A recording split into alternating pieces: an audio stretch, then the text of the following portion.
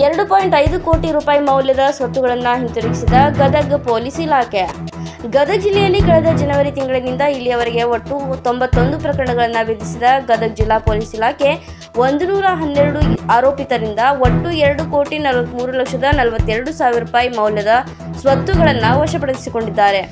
ಬಂಗಾರ ಹಾಗೂ ಬೆಳ್ಳಿಯ ಆಭರಣಗಳು, ನಗದು ಹಣ ಸೇರಿದಂತೆ ಬೈಕ್, ಟ್ರ್ಯಾಕ್ಟರ್, ಗೂಡ್ಸ್ ವಾಹನಗಳು, ರೈತರ ಪಂಪ್ಸೆಟ್, ಮೋಟಾರ್ ಪೈಪುಗಳು, ಕೇಬಲ್ಗಳು ಸಹಿತ ಕಳ್ಳತನವಾಗಿದ್ದ ಈ ಎಲ್ಲಾ ಸ್ವತ್ತುಗಳನ್ನು ಮರಳಿ ಮೂಲ ಮಾಲೀಕರಿಗೆ ಹಿಂತಿರುಗಿಸಲಾಯಿತು.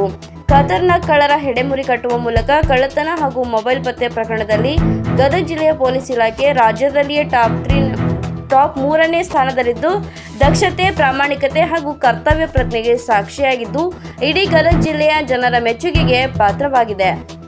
ವರದಿಗಾರರು ಚಂದ್ರಶೇಖರ್ ಸೋಮಣ್ಣವರ್.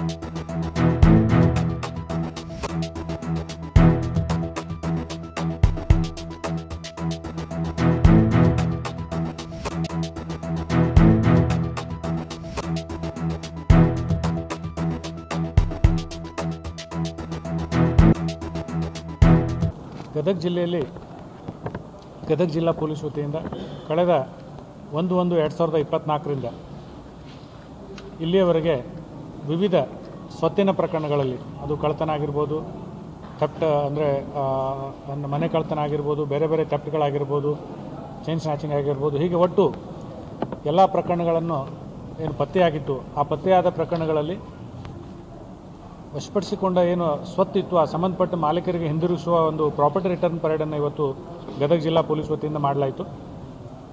ಇದರಲ್ಲಿ ಒಟ್ಟು 91 ಪ್ರಕರಣಗಳ ಸ್ವತ್ತು ಇದರಲ್ಲಿ ಇನ್ವಾಲ್ವ್ ಆಗಿತ್ತು. ಅದರಲ್ಲಿ ಮನೆ ಕಳ್ಳತನ, ವಾಹನ ಕಳ್ಳತನ ಮತ್ತು ಇತರೆ ಕಳ್ಳತನ, ಮೋಸ, ವಂಚನೆ, ಒಟ್ಟು ಹೀಗೆಲ್ಲ ಸೇರಿ 81 ಪ್ರಕರಣಗಳು.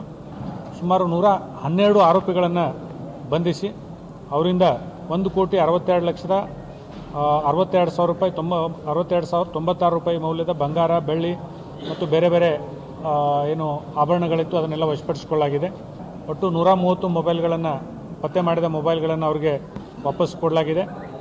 ಒಟ್ಟಾರೆ ಈ ವರ್ಷದಲ್ಲಿ ನಾವು ಎಲ್ಲ ಸೇರಿ 2,43,42,000 ರೂಪಾಯಿ ಮೊತ್ತದ ಒಂದು ಸ್ವತ್ತನ್ನು ಸಂಬಂಧಪಟ್ಟ ಮಾಲೀಕರಿಗೆ ನಾವು ಹಿಂದಿರುಗಿಸಿದ್ದೀವಿ ಅಂತ ಹೇಳಲಿಕ್ಕೆ ಹೆಮ್ಮೆ ಆಗ್ತದೆ.